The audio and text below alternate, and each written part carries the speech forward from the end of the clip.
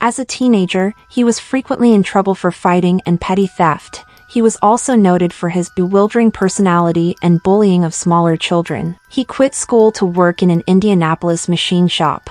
Fearing that the city was corrupting him, his father relocated the family to Mooresville, Indiana, in 1921. Despite his new rural life, his wild and rebellious behavior was unchanged. In 1922, he was arrested for auto theft, and his relationship with his father deteriorated. In 1923, his troubles resulted in him enlisting in the United States Navy, where he was a petty officer third-class machinery repairman assigned aboard the battleship USS Utah. He deserted when his ship was docked in Boston a few months into his service, and was eventually dishonorably discharged. He returned to Mooresville, where he met Beryl Ethel Hovius. The two married on April 12, 1924. Despite his attempts to settle down, he found it difficult finding a job. He subsequently began planning a robbery with his friend, ex-convict Ed Singleton. He and Singleton robbed a Mooresville grocery store, stealing $50, about $917 in 2024. During the robbery, he struck a victim on the head with a machine bolt wrapped in a cloth and carried a gun which,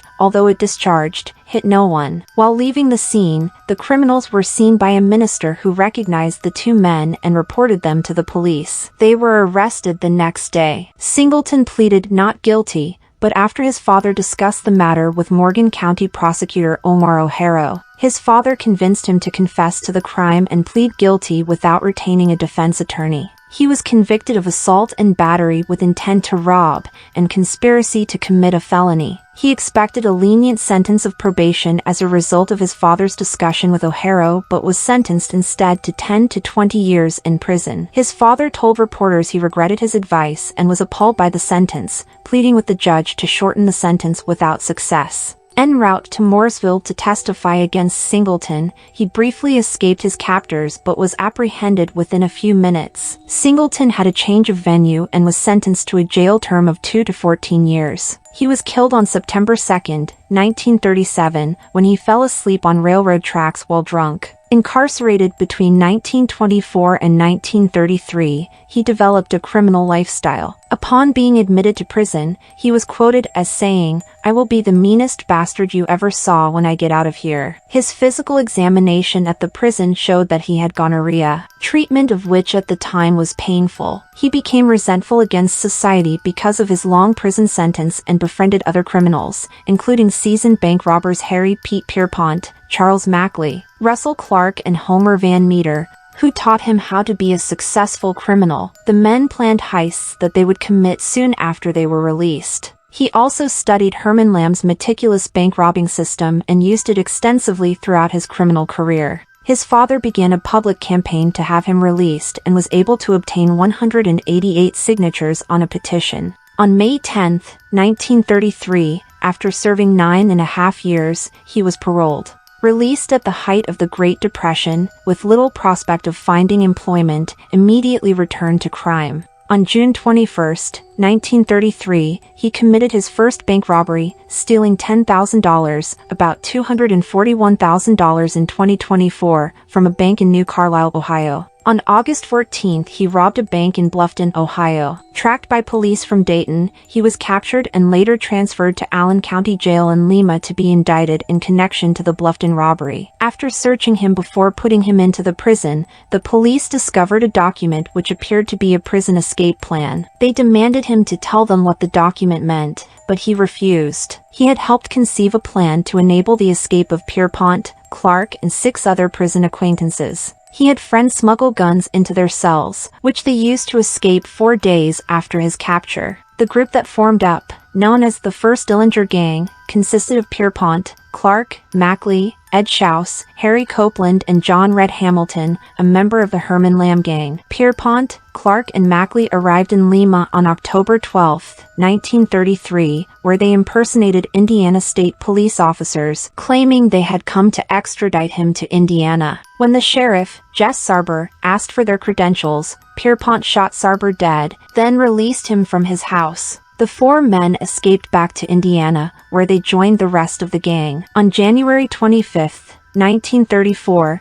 he and his gang were captured in Tucson, Arizona. He was extradited to Indiana and escorted back by Matt Leach, the chief of the Indiana State Police. He was taken to Lake County Jail in Crown Point, Indiana, and jailed for charges for the murder of a policeman who was killed during a Dillinger gang bank robbery in East Chicago on January 15, 1934. Local police boasted to area newspapers that the jail was escape-proof and had posted extra guards as a precaution. However, on Saturday, March 3, 1934, he was able to escape during morning exercises with 15 other inmates. He produced a pistol, catching deputies and guards by surprise, and was able to leave the premises without firing a shot. Almost immediately afterwards, conjecture began whether the gun he displayed was real or not. According to Deputy Ernest Blunk, he had escaped using a real pistol. FBI files, on the other hand, indicate that he used a carved fake pistol. Sam Cahoon, a trustee who he took hostage in the jail, also believed he had carved the gun, using a razor and some shelving in his cell. In another version, according to an unpublished interview with his attorney, Louis Pickwitt, investigator Art O'Leary claimed to have snuck the gun in himself. On March 16,